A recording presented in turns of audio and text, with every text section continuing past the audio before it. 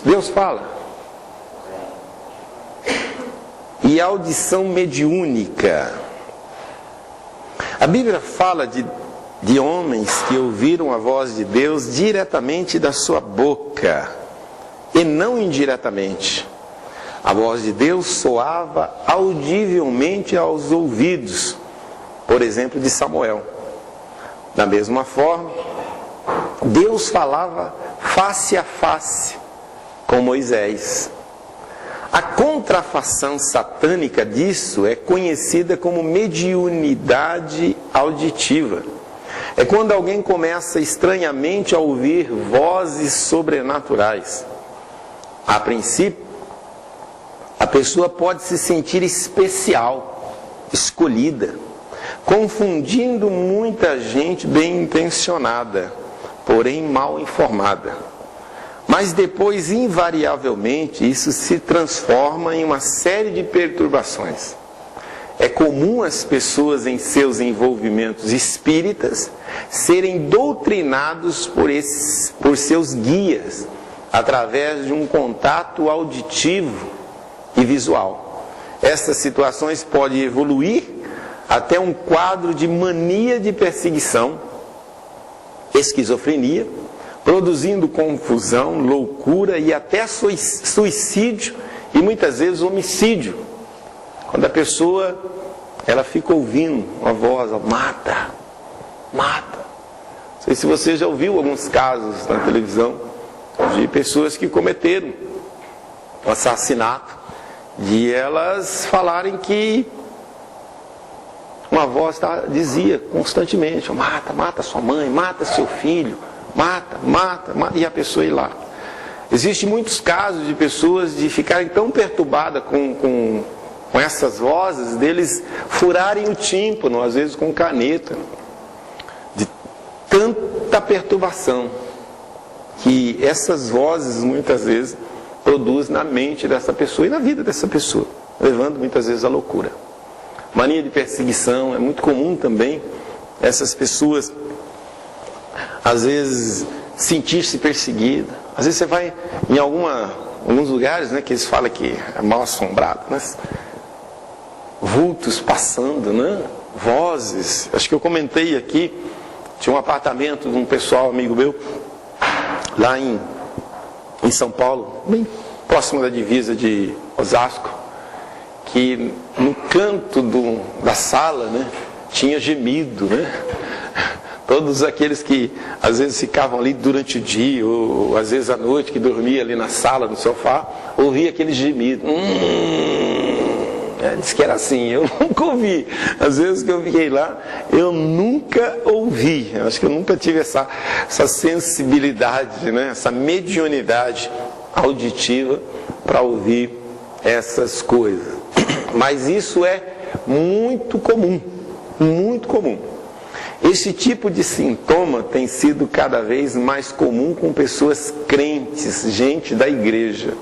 E normalmente está associado com um passado pessoal e geracional no ocultismo, juntamente com situações crônicas de abusos verbais, físicos e sexuais. Neste caso, uma abordagem meramente psiquiátrica será frustrante. Além de não interagir com a verdadeira raiz do problema, apenas coloca a pessoa em uma camisa de força química, ou seja, dependente de medicamento.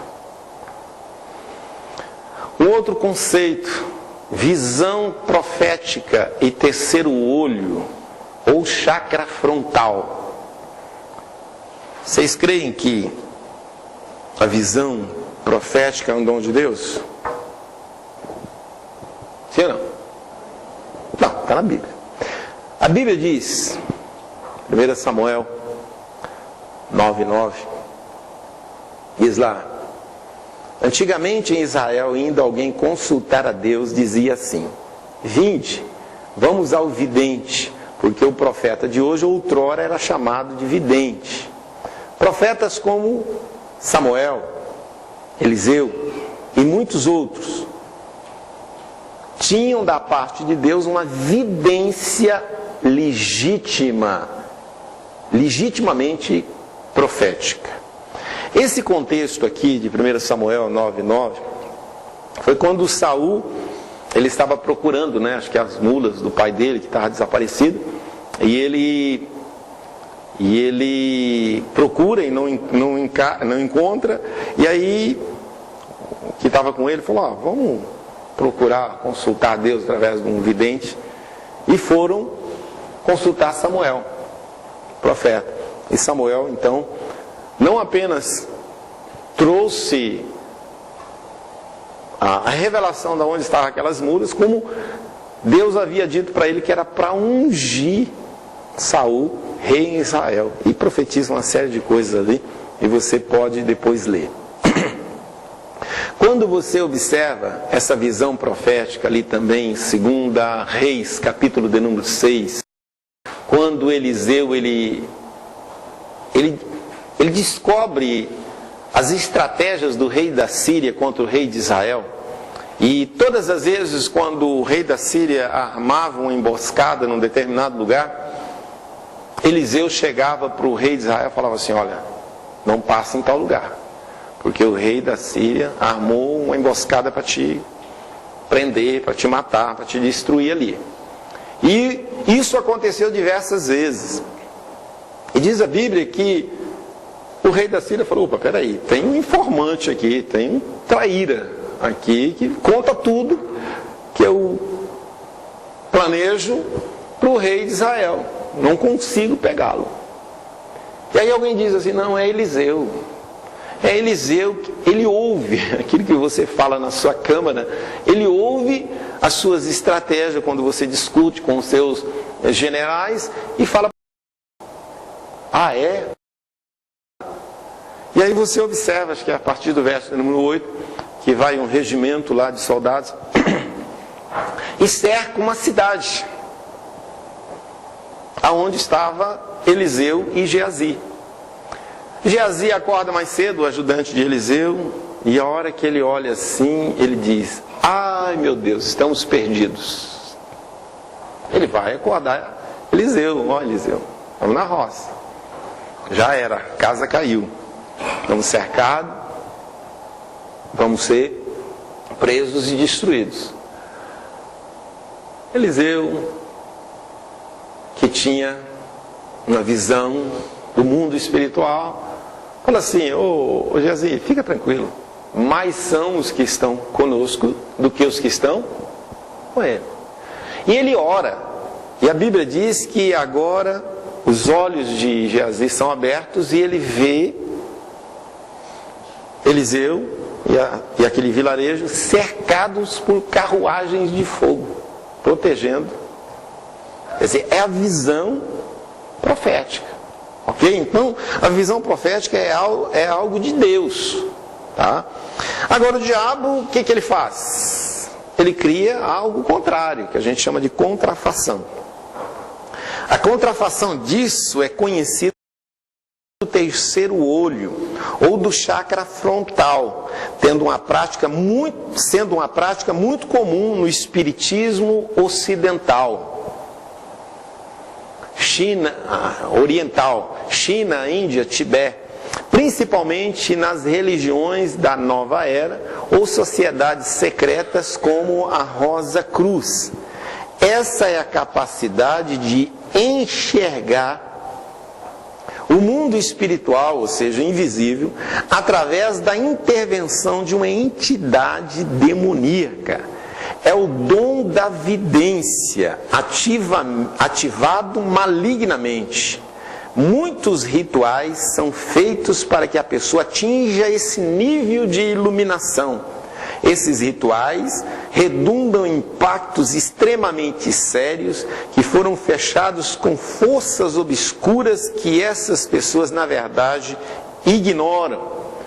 E em Foz do Iguaçu, existem centros esotéricos que ensinam as pessoas a não apenas desenvolver o chakra frontal, mas como aprender a fazer viagem astral. Em São Paulo existe uma faculdade de bruxaria. Ensina você como se tornar um bruxo. Então isso que muitas vezes a gente ignora porque somos espirituais, aleluia, né? Tem sido uma viseira para muitos de nós, impedindo-nos muitas vezes de acessarmos esse conhecimento que Deus quer nos trazer, para a gente ser realmente um instrumento de cura, de libertação, de restauração, de conquista de nós mesmos, para nós mesmos, da nossa família, da nossa linhagem familiar. E é certo que o diabo não quer isso. Por isso que ele trabalha. Ele trabalha para confundir, ele trabalha para fazer a gente desistir de continuar buscando a Deus e o conhecimento de Deus. Um outro conceito, arrebatamento de espírito e projeção astral. Esse arrebatamento de espírito eu lembro uma época que as pessoas, né, era a época do cai-cai, né? Não sei quantos de vocês viveram essa época, né? Era a época que, né, as pessoas, né, ou assopravam, ou então, por causa do advento do Benihim, né, Benihim, só balançava o paletó assim, as pessoas... E era uma coisa assim muito interessante. Eu falo isso porque uma vez, no começo da igreja, casa de oração lá embaixo, isso já tem o quê? 22 anos. Então, há uns 21 anos atrás, eu tinha dado uma pausa, né, no Ministério Casa de Oração, e eu fiquei em casa uns 2 meses, e fui numa igreja de um amigo, e ele estava nesse movimento, né, e era tão interessante que o culto, a liturgia do culto era normal, mas depois já tinha um tapetão enorme assim na frente. E aí terminava o culto, as pessoas já faziam fila assim no entorno assim da igreja toda para receber, né, aquela unção, né, aquela unção. E foi engraçado que um dia ele me chamou para orar pelas pessoas. Tá bom. E era interessante que as pessoas já vinham com condicionamento mental já. Era só você tocar, você não precisava fazer nada. A pessoa já tinha alguém atrás também para segurar, né? Olha só, todo o cenário já é pintado, levando as pessoas a um condicionamento mental para ser arrebatada. E isso se tornou assim tão estranho. Por quê? A primeira vez que eu coloquei a mão na pessoa, a pessoa... E eu? Por onde passou isso? Não foi por mim, né? E foi interessante isso, porque é algo que a gente fica gravado, né? E eu orei por diversas pessoas, todos caíram, e eu não senti nada. Pensa no negócio. E aí a única pessoa, não lembro se foi o irmão Adilson ou a esposa dele, que estava nessa reunião, que eu impus as mãos, eu percebi que algo passou por mim e alcançou, não lembro se é o Adilson ou era só a esposa dele que morreu, né? E alcançou a pessoa. Aí eu falei, rapaz, esse negócio não... Existe, olha só, existe a manipulação, mas existe também aquilo que é de Deus. Só que a coisa banalizou de tal forma que a gente ia para as vigílias, então fazia um círculo assim e caía todo mundo. Eu achava engraçado que as mulheres caíam já ajeitando a saia. Rapaz, como é que cai consciente? Não é arrebatamento, né? É uma falsificação do negócio, né? Isso eu vivi isso, eu vi isso, né? Mas existe o verdadeiro arrebatamento de espírito, tá? Veja esses textos. O arrebatamento de espírito é uma experiência bíblica, experimentada por vários profetas e apóstolos. Primeiro, esse cidadão aí, 2 Reis, capítulo 5, verso 26. Eliseu, porém, lhe disse: porventura não foi contigo em espírito quando aquele homem voltou do seu carro ao teu encontro? Era isso ocasião para receberes prata e roupa e olivais e vinhas, ovelhas e bois, servos e servas? Quando você olha o contexto desse versículo, você percebeu que foi o espírito de Eliseu junto com o ajudante dele. Quando você observa o contexto, fala da cura de Naamã. Lembra lá de Naamã? Naamã, a menina que havia sido levada cativa para a Síria, fala que havia esperança de cura para ele lá em Israel. Ele prepara um patrimônio. Ele prepara uma grande quantidade de ouro, de prata, de roupas de grife, né? Para abençoar quem abençoasse ele, com a cura. Ele vai ao rei e o rei fala: peraí, rapaz, não sou Deus não. E aí o profeta fala: não, manda ir para cá, Deus é com a gente mesmo. E aí chega Naamã com toda a sua comitiva na casa do profeta. Olha só, o profeta não estende tapete vermelho não. O profeta já manda fala: manda ele mergulhar 7 vezes lá no Rio Jordão. O cara fica doido. Peraí, eu sou o cara. Eu sou o segundo lá na Síria. Eu sou o amado do rei, né? Por causa de mim, ele tem grandes vitórias. Enfim, ele é convencido depois por um empregado dele, um ajudante dele, né? Já que ele não quis ouvir o ajudante de Eliseu, ele ouve o ajudante dele. Rapaz, não custa nada você estar aqui. Lógico que custava o orgulho. Quando a gente prega sobre isso aí, a gente prega sobre estruturas de orgulho. Porque ele tinha que se despir diante dos seus subalternos, diante talvez de uma multidão. Ele tinha que mostrar que debaixo daquele fardamento cheio de condecorações existia um homem podre, um homem corroído pela lepra, um homem fedorento. E ele não queria isso. Ele não queria descobrir a sua nudez publicamente. Mas ele é convencido e ele vai lá. E você conhece a história. No 7º mergulho dele, a pele estava como de bebê. O cara fica doido. O cara fica feliz da vida. Aí ele volta lá para Eliseu e fala: não, olha, Eliseu fala: não. É aquilo, né? De graça recebi, de graça dou. Leva embora.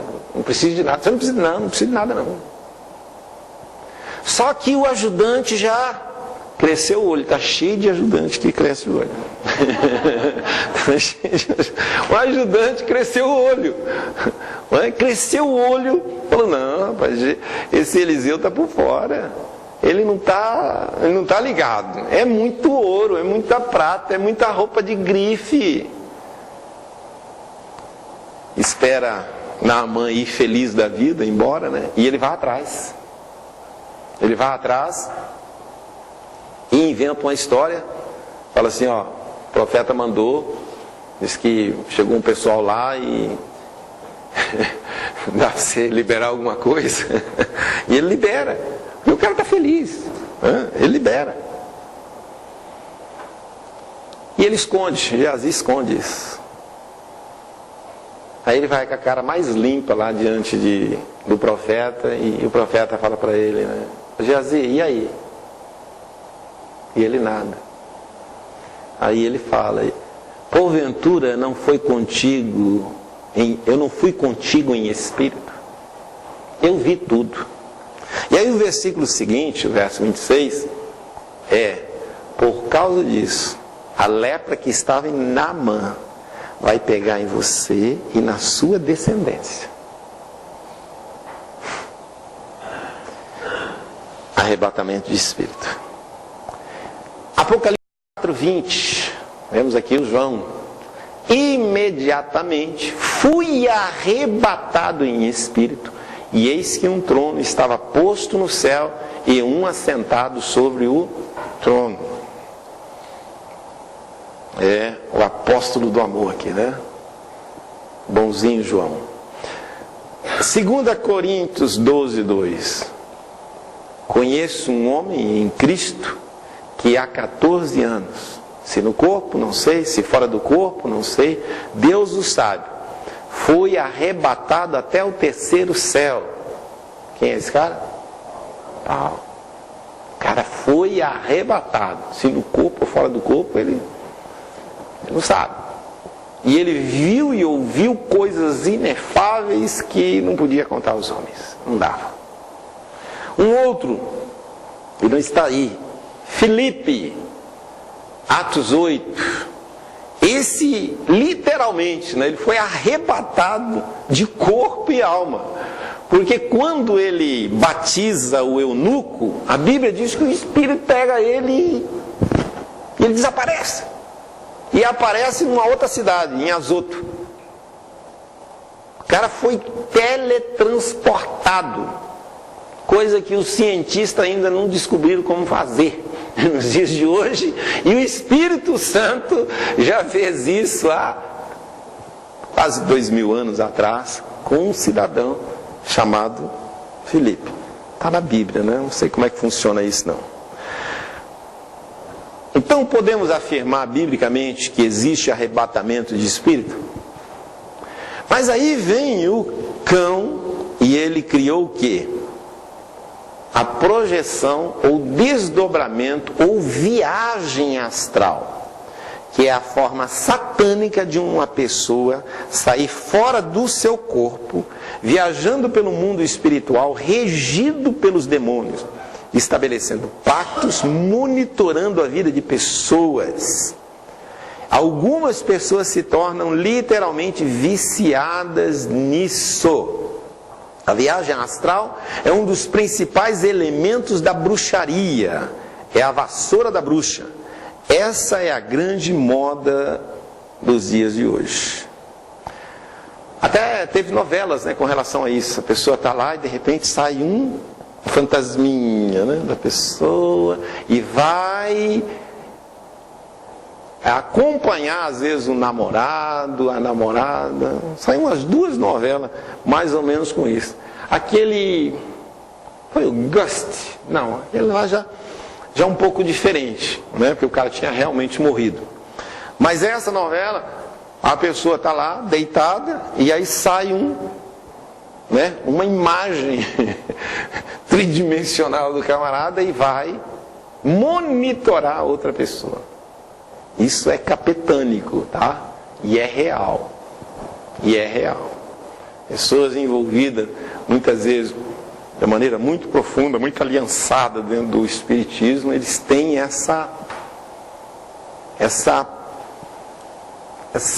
não vou dizer se é graça, né? Essa força, esse poder, sabe? De saber, a hora que elas incorporam lá o trem, né? De saber onde está o fulano, onde está o ciclano, o que ele está fazendo exatamente naquele lugar. É doido o bagulho. O negócio é doido. Se você não tiver Jesus, tiver só a religiosidade, você roda no engano e acaba às vezes escravizado simplesmente por hábito, né? Não desfrutando daquilo que Deus tem para com a sua vida. Cura interior e regressão. É preciso desmistificar o conceito de cura interior. Podemos definir a cura interior como uma atitude de enfrentar conscientemente, com a presença de Deus e a maturidade espiritual que desfrutamos, os traumas não superados do passado, interagindo com as injustiças, rejeições e as respectivas reações pecaminosas, através dos princípios implícitos no sacrifício de Jesus. Assim podemos prosseguir na nossa vida espiritual em direção à santificação e serviço do corpo. É importante mencionar que existe uma linha fina que separa a cura interior da regressão. Em hipótese alguma deve-se confundir em cura interior com regressão. A regressão é reconhecida como uma ferramenta científica por muitos e lança mão de recursos baseados na hipnose, parapsicologia e espiritismo, que na verdade se fundamentam numa direta manipulação demoníaca disfarçada de poder da mente ou de método científico. Na regressão, por exemplo, quando uma pessoa o seu espírito, se submetendo à imposição de mãos de um sacerdote com roupagem de profissional, algumas baseadas em fatos reais que aconteceram com essas pessoas, outras totalmente mentirosas. No final, irão acentuar os traumas existentes ou fazer a pessoa acreditar em traumas inexistentes. Satanás é o pai da mentira, o articulador do engano. Uma coisa bem interessante é isso. Só para ilustrar, um tipo diferente de regressão pode ser frequentemente observado nas sessões de Umbanda com entidades espirituais, como Cosme e Damião. Você já participou de uma festinha? Já comeu balinha? Cosme e Damião, né? Herês, Exus mirins, que encarnam no médium. Adultos estranhamente passam a se comportar de forma perturbante como se fossem crianças. Na verdade, essas entidades desempenham a tarefa espiritual de prender os adultos em traumas de infância. Muitas pessoas, quando incorporadas às vezes com essas entidades demoníacas, simplesmente alienam, né? Da vida adulta e fica ali brincando de carrinho, né? Cadê minha calda, né? Perde até às vezes a capacidade de articular frases, estabelecer raciocínio. Por quê? Porque os demônios tomam conta mesmo, tá? Então isso é o que? Acontece isso aonde? Dentro da regressão. Agora a cura interior, a gente observou que Moisés passou por um processo desse, de resolver situações que estão aprisionando a pessoa num passado. Sabe, quando a pessoa decide enfrentar o seu passado de traumas, de rejeições, de injustiças, de abuso, mas ela decide enfrentar, ou seja, trazer para frente, que enfrentar isso é trazer para frente, agora conscientemente e com Jesus. É quando a pessoa ela lembra do trauma, mas ela consegue enxergar Jesus junto com ela no trauma.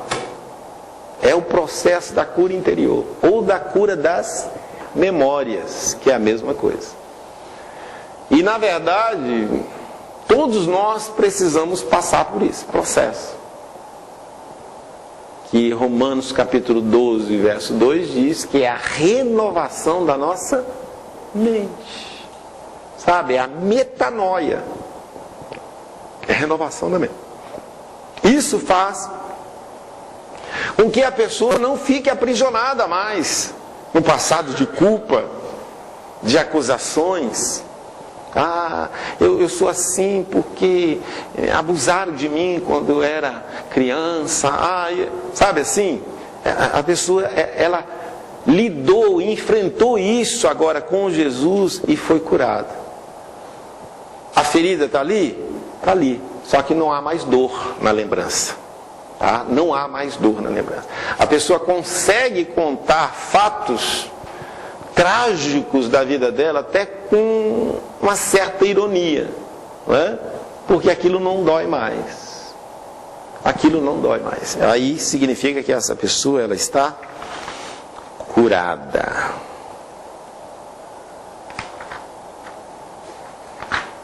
Curada. Segundo sintoma, aleluia. Então só no primeiro. Segundo sintoma, enfermidades repetidas ou crônicas, sem diagnóstico médico claro, especialmente se são de caráter hereditário. Sabe aquela coisa de meu pai tinha, minha avó tinha, né? E assim, e eu estou vendo que eu estou tendo, fui no médico e parece que é a mesma coisa, e eu acho que o meu filho vai ter também. É isso. Aqui é muito importante o discernimento para não espiritualizar uma doença que tem uma natureza orgânica e nem medicalizar uma enfermidade que tem uma natureza espiritual. Porque também pode haver uma combinação de doenças e enfermidades numa mesma situação. Todos esses conceitos estão presentes na Bíblia.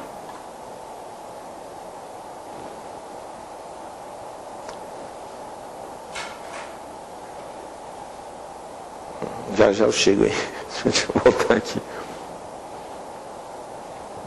Que é um texto aqui, Mateus 10, verso 1. Não sei porque não está aqui. Ah, está aqui. Mateus 10, verso 1 diz: E chamando a si os 12 discípulos, deu-lhes autoridade sobre os espíritos imundos para expulsarem e para curarem toda sorte de doenças e enfermidades. Duas coisas distintas. Alguns teólogos fazem distinção entre doenças e enfermidades, sugerindo que as doenças estão relacionadas a alguma disfunção ou contaminação biológica, enquanto as enfermidades são provocadas por espíritos demoníacos. Muitas perseguições ou infestações demoníacas se dão através dos espíritos de enfermidade. Em alguns trechos bíblicos, observa-se a presença desses três conceitos: doenças, enfermidades e demônios, mostrando como eles podem se associar. Há um texto no Evangelho de Lucas que propositalmente ele foi separado para esse fim e essa ilustração, porque Lucas ele era um médico, uma pessoa da área científica, mas que também reconhecia o caráter espiritual de algumas enfermidades. Lucas 8:2 diz: bem como algumas mulheres que haviam sido curadas de espíritos malignos e de enfermidade. Maria, chamada Madalena, da qual tinha saído 7 demônios. Lucas 13:11. E estava ali uma mulher que tinha um espírito de enfermidade, havia já 18 anos, e andava encurvada e não podia de modo algum endireitar-se. O que se enfrenta na prática é vários males que se evidenciam estranhamente na vida das pessoas. Quando um diagnóstico médico, claro, fica totalmente inviabilizado, alguns exemplos corriqueiros seriam casos de insônia crônica, sonolência exagerada, bloqueios mentais, desmaios, convulsões e alguns tipos de epilepsia, peso e dor na coluna, dor de cabeça crônica, impressão de inchaço na cabeça, pontadas no corpo e alguns casos de doenças congênitas. Na verdade, os espíritos demoníacos podem se alojar nas pessoas, tomando a forma de qualquer tipo de enfermidade, desde um simples distúrbio na saúde até uma enfermidade fatal. O que caracteriza mesmo esse tipo de situação é a ausência de um diagnóstico médico. Quando não se tem um diagnóstico científico, provavelmente tem-se um diagnóstico espiritual. Ou seja, A ausência de um diagnóstico científico aponta para a necessidade de um diagnóstico espiritual. Isso aqui é bem interessante, né? Porque existem vários casos, até relatados por pessoas cristãs, né? Que estão dentro das igrejas. De repente elas começam a padecer de algum tipo de mal no seu organismo e são internadas, passam por baterias de exames e ficam lá, debaixo de medicamentos, só que sem diagnóstico. Aí chega a Dona Mariazinha, o seu Zezinho, né? Faz uma oração forte, né? Se é que existe oração forte, mas faz uma oração repreendendo muitas vezes aquele espírito e a pessoa recebe alta, mas recebe alta sem ter tido um diagnóstico. E às vezes é muito comum dessa pessoa, passado um tempo, voltar a ter os mesmos sintomas e ser internado novamente e passar novamente por uma série de baterias de exame e não ter diagnóstico. Então sempre quando você não tem um diagnóstico científico, não está lá, não saiu no raio-x, não saiu no ultrassom, você pode considerar que existe um diagnóstico espiritual que precisa ser discernido, tá? Um caso bem interessante aconteceu na minha família. A gente não tinha ainda esse entendimento que a gente tem hoje através dessa ferramenta. Mas eu sempre falo isso no nosso seminário Peniel, porque foi um fato, né, que aconteceu dentro da linhagem familiar do meu pai. Do meu pai. Meu avô, já de avançada idade, em um determinado momento, ele desligou, desconectou, deu um tchutchu, um curto-circuito, né? E passou alguns dias, morreu. Quando ele morreu, a minha tia, irmã do meu pai, começou a ter o mesmo sintoma do meu avô. Não foi 6 meses, morreu. A minha avó, mãe do meu pai, quando a filha morre, começou a ter os mesmos sintomas da filha. Passou um período também, morreu. Quando ele morre, o irmão do meu pai, lá em Alto Piquiri, no Paraná, estava ali, começou a ter os mesmos sintomas. Passou um período, morreu. Chegou a notícia em casa, eu já era evangélico. Chegou a notícia em casa que o irmão do meu pai tinha morrido. E meu pai juntou as coisas dele, veio para a rodoviária, pegou um ônibus e foi para o Paraná para sepultar o irmão. Naquela noite eu tive um sonho. Deus é bom, né? Tive um sonho. Eu tive um sonho que quando o caixão desse meu tio, irmão do meu pai, era colocado na sepultura, em cima da sepultura tinha um espírito, um trem, que não dá para ver a fisionomia. Mas era um demônio, né? Literalmente. Quando meu pai sepulta o irmão, esse espírito entra no meu pai. Quando meu pai volta de lá, meu pai começa a ter um sintoma de loucura. E eu fui para a oração.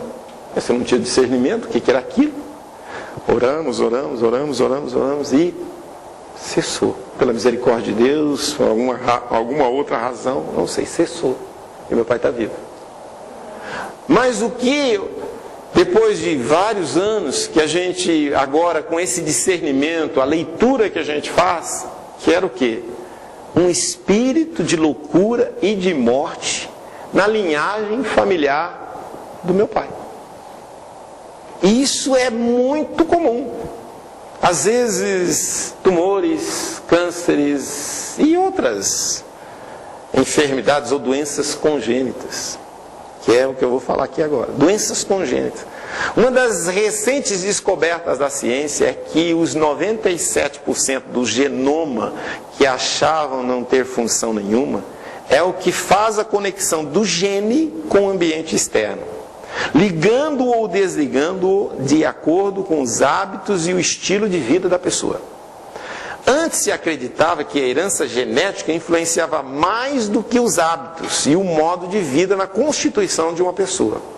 Hoje já é provado que o ambiente interfere de modo decisivo no código genético, promovendo alterações no funcionamento dos genes. O genoma sofre muitas alterações que podem ser de caráter reversível ou irreversível. No câncer, o crescimento descontrolado das células é desencadeado por genes modificados e existem dezenas de genes relacionados às doenças que podem ser ativados ou silenciados por microRNA sintetizados em laboratórios, segundo a revista Veja, do dia 22 de abril de 2009.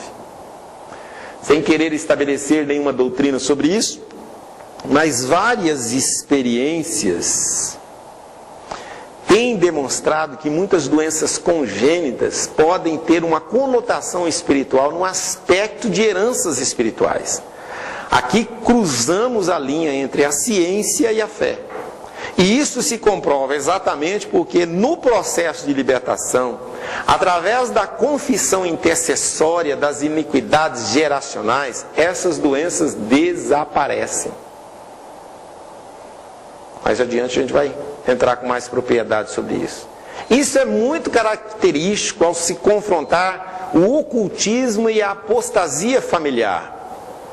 Deuteronômio 28, 59, que diz: então o Senhor fará espantosas as suas pragas, e as pragas da tua descendência, grandes e permanentes pragas, e enfermidades malignas e duradouras. Não podemos descartar a possibilidade de uma manipulação demoníaca na genética humana. Na verdade, se o próprio homem, com a sua tecnologia humana limitada, já tem acesso ao seu genoma, imagine os demônios. O que podemos concluir é que a alteração genética está não apenas relacionada ao estilo de vida, ou seja, as escolhas, os hábitos, o ambiente, mas também com a condição espiritual do indivíduo e da sua linhagem familiar. Queridos, aqui nós paramos. Alguém quer fazer alguma pergunta? Pode parar aí. Pois não. Quando o pastor mencionou sobre a relacionamento, existem algumas pessoas que relatam que estão em hospitais e têm uma experiência de presenciar a situação ali hoje e acompanhar. Isso você enquadraria como? Depende. Um relato. Para quê? Foi para monitorar pessoas? Ele tem vários tipos de experiência. Sim, sim. Mas com qual finalidade? Então, precisa ver qual o propósito disso. Qual foi a... Saiu do corpo, teve essa experiência, mas o que viu, o que fez? Aí que precisa ouvir dessas pessoas, né? Porque quando você fala de arrebatamento de espírito, observando esses exemplos que a gente mencionou, tudo tinha um propósito. Um para descobrir a ser vergonhice de Geazi. Ponto. O outro foi o arrebatamento de espírito que João teve, aonde ele teve a revelação do Apocalipse. Quer dizer, tinha um propósito. Então, tudo aquilo que tem a ver com Deus, com o Espírito Santo, tem um propósito claro, um objetivo claro. Você observa isso. Paulo, eu não sei exatamente, que a Bíblia não dá essa margem. Quando ele teve esse arrebatamento, se no corpo, se fora do corpo, não sei. Talvez foi para encorajá-lo em algum momento de perseguição terrível que ele estava vivendo. Não sei me dizer isso, porque ele não fala isso, ele não relata isso. Mas você observa que toda experiência que é proporcionada pelo Espírito Santo tem um propósito muito claro. Agora, se a coisa não tem um propósito claro, um objetivo definido, eu não posso afirmar que isso é de Deus, usando como parâmetro esses exemplos que a Bíblia nos fornece. Tá? Porque eu tenho que usar a Bíblia como o referencial. Eu não posso usar experiências. A gente conta a experiência, mas é a Bíblia que tem que ser a nossa bússola, o nosso manual. É aquele que vai nortear o nosso discernimento, o nosso juízo de valores, a Bíblia. Tá? Então, olhando para a Bíblia, olhando para esses exemplos, por que Felipe ele foi arrebatado em corpo e alma? Não sei exatamente por que ele foi se achado em Azoto. Mas eu posso conjecturar, abre aspas, que esse eunuco, tá? Ele ficou impactado, não apenas com a revelação, não apenas com a experiência do batismo nas águas, mas com o desaparecimento do cara. Cadê? Era um anjo. Ele volta para a Etiópia. Ele tinha saído de lá para ir a Jerusalém para adorar a Deus. Não sei se alguns de vocês têm acompanhado, mas talvez faz uns 20 anos atrás, houve um grande êxodo de muitos da Etiópia para Israel. Como mais recente, da Rússia para Israel. Está havendo um mover de Deus de ajuntar as tribos que haviam sido espalhadas. E quando isso acontecer, Jesus vai voltar. Na aula de escatologia a gente fala isso. É um negócio bacana, né? Percebe que tudo tem um propósito. As coisas de Deus, as coisas com o Espírito Santo têm um propósito, que é de edificar, que é de revelar. Então não é por orgulho, não, pessoa, eu tive uma experiência, então a pessoa já se sente, né, especial. Esse negócio de sentir especial tem muito a ver com o espiritismo. Pois não?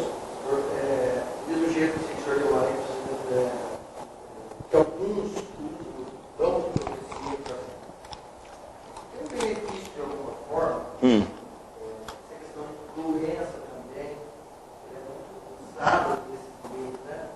A disfunção biológica, por exemplo, existe. Com certeza. Por exemplo, eu tive um caso, tem, né? É hiperatividade. Problema neurológico. E até um tempo atrás, meu filho não sabia o que era. Não tinha diagnóstico disso. Não existia. Então, assim, de repente, são coisas que são encaradas, de repente, como uma possibilidade, né? E usada, inclusive. É por isso que eu falei aqui, que a gente não pode ir para esses extremos, espiritualizar o natural. Eu estou com um resfriado terrível. Sai, espírito de gripe, eu te repreendo. Peraí, meu. Seu organismo estava fragilizado, pegou vírus e tal. Quer dizer, a gente não pode espiritualizar o natural. Mas também não pode naturalizar aquilo que é espiritual. Não há um diagnóstico. Um outro exemplo, assim, que semana passada, sabe? A gente percebe que está fazendo isso, quer pegar. Em 10 anos, ele nunca assim. A última vez que eu levei ele no médico faz 10 anos. Ele não semana passada. Ele sentia que estava com a classe dela. Não nada nos exames. Foi um dia inteiro, porque ele ignorava. Sim. E ficou bom. Nada nos exames. A gente procura ter uma vida normal, uma vida funcional. Sabe assim, é espiritual, percebe? Agora, uma coisa que, um conselho para todos nós, né? Às vezes a gente faz do espiritual o último recurso. Né? A pessoa está doente, né? A minha esposa passou mal agora à tarde. Né? E antes de eu ligar para alguém da área da saúde, eu falei, vamos orar. né? É sempre fazer do espiritual a primeira opção e não a última. Orei, repreendi, tal. Ela foi lá e vomitou, e pá daqui, pá de lá. Aí eu liguei pro Lucas lá no hospital. Ô Lucas, ó, Mara tá assim. O que você recomenda? Falei, Mara, vem cá, fala para ele o que você está sentindo. E aí ele aconselhou, falou, ó, a coisa é permanecer, então você traz ela aqui. Mas aí ela deu uma relaxada, deu uma descansada, acabou. Aí, tá até conversando com a Lorena, né? Existe no nosso meio umas opressões demoníacas. Existe. Você resiste. Exatamente. Eu vejo que foi esse caso. Um ataque demoníaco para impedi-la de fazer o que ela fez hoje, ou está fazendo, não sei. Porque às vezes tem coisas que a gente não percebe, né? Mas que Deus, ele está no controle, então ele também trabalha. Se o diabo está agindo, a Bíblia diz que o anjo, ele não dorme. Aquele que nos guarda, ele não dormita. Né? Então, a gente tem que descansar em Deus. E fazer sempre de Deus e da ferramenta chamada oração a nossa primeira opção, e não a última. Então, sentiu alguma coisa? Em nome de Jesus. Fale. Pastor, nesse caso, igual o senhor relatou dessa perseguição familiar que tinha na seu pai, o senhor teve um sonho, né? Com a revelação de Deus, mas o senhor não tinha esse discernimento que você tem hoje. Mas o senhor orou e tal. Essa simples oração, ela repreende ou se tem que tomar uma atitude mais... Eu vejo que é a misericórdia de Deus dentro de um processo de ignorância que eu tinha. Tá? E plano de Deus também. De usar isso para trazer anos depois essa revelação que a gente tem hoje. Porque hoje a gente consegue fazer uma leitura, consegue até mapear isso, de onde, como isso aconteceu, e usando de mecanismos espirituais como intercessão, né, fechar essas portas que foram abertas, dando legalidade a esses espíritos adentrarem na linhagem familiar e produzir esse tipo de desgraça. Mais uma vez remediado isso aí. Acabou. Não vem com essa questão de loucura para mim não. Sai fora, jacaré. O sangue de Jesus está aqui, minha amiga. Não sou bom não, mas o sangue de Jesus basta, é suficiente, entendeu? Não é aquela questão da minha santidade, do meu conhecimento, é a questão do sangue, moeda corrente no reino espiritual. O sangue purifica, o sangue santifica, o sangue protege.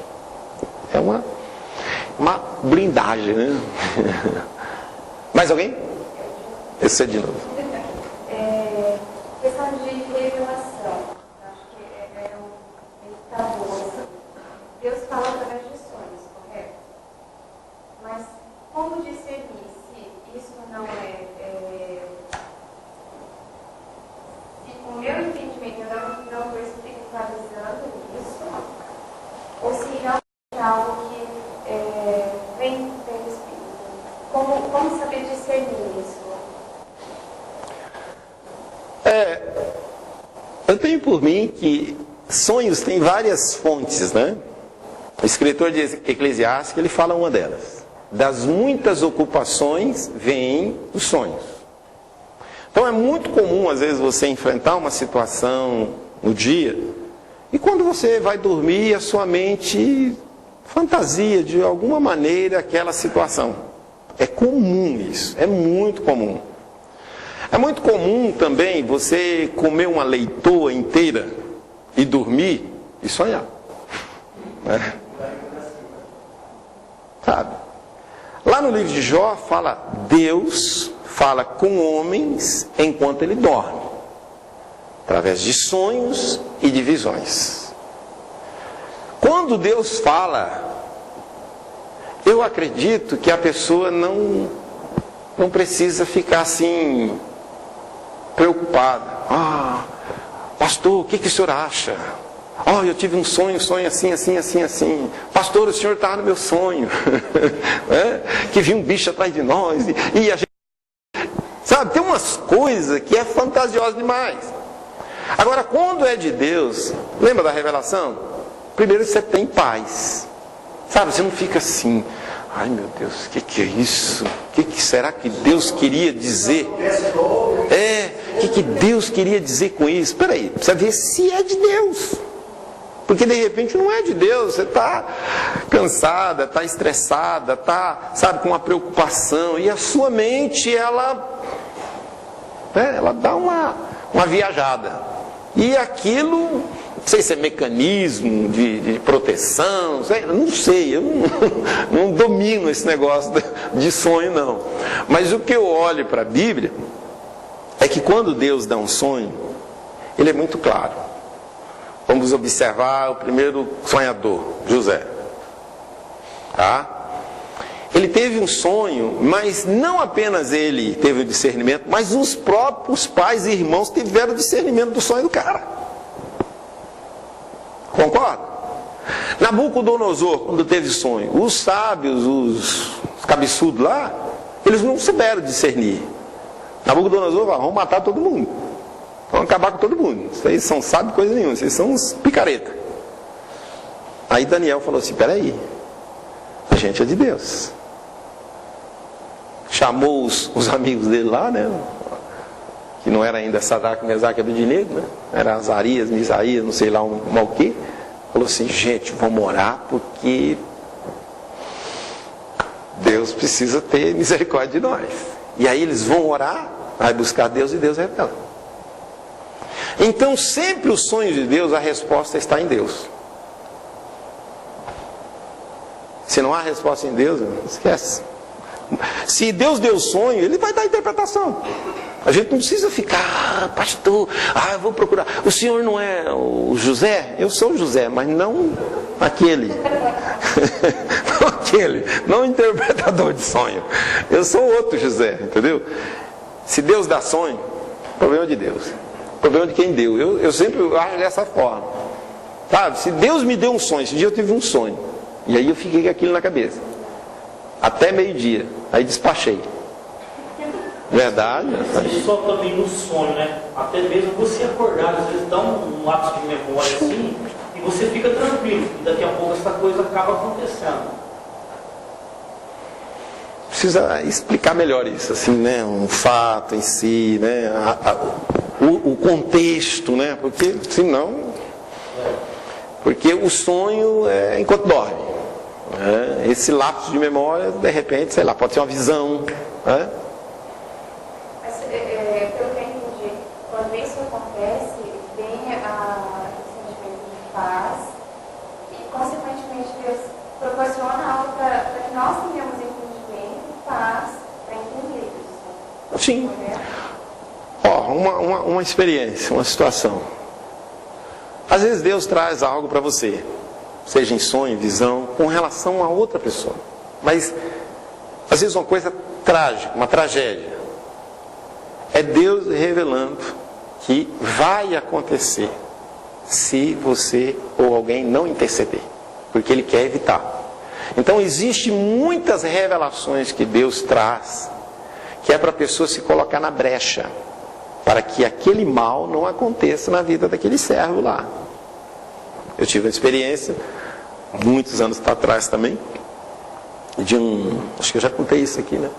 Do Celso, né? Que hoje ele é pastor da Assembleia de Deus, já tem uns par de anos já. E é um meio-fio na fé. E eu lembro que a gente evangelizando ele e a mulher dele, que também teve uma outra experiência bem interessante, que passou por uma cirurgia, processo de cirurgia espiritual pela televisão, foi curada de um mal que ela tinha. Quando ela se converteu, passou um tempo, ela falou, Deus, se não for o Senhor que me curou, eu quero de volta. Na mesma hora voltou todo o sintoma, e quando volta o sintoma, ela fala, o Senhor levou sobre si as minhas dores e enfermidades. Senhor, então em nome de Jesus, agora o Senhor leva. Eu não quero nada que o diabo me deu, eu quero que o Senhor me deu. A experiência dela, esposa do pastor Celso, a Sueli. Essa Sueli, ela teve, nós tínhamos muito hábito de eu e a Mara, a gente saía às vezes de madrugada e ia para São Paulo. Pegava a nossa Brasília vermelha, né? Vocês chegaram a ver essa minha Brasília vinho, né? Uma Brasília expressa. E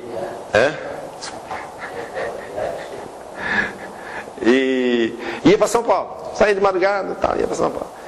E nós saímos lá, fomos lá orar com eles lá, e a Sueli falou assim, olha, se eu fosse vocês eu não ia não.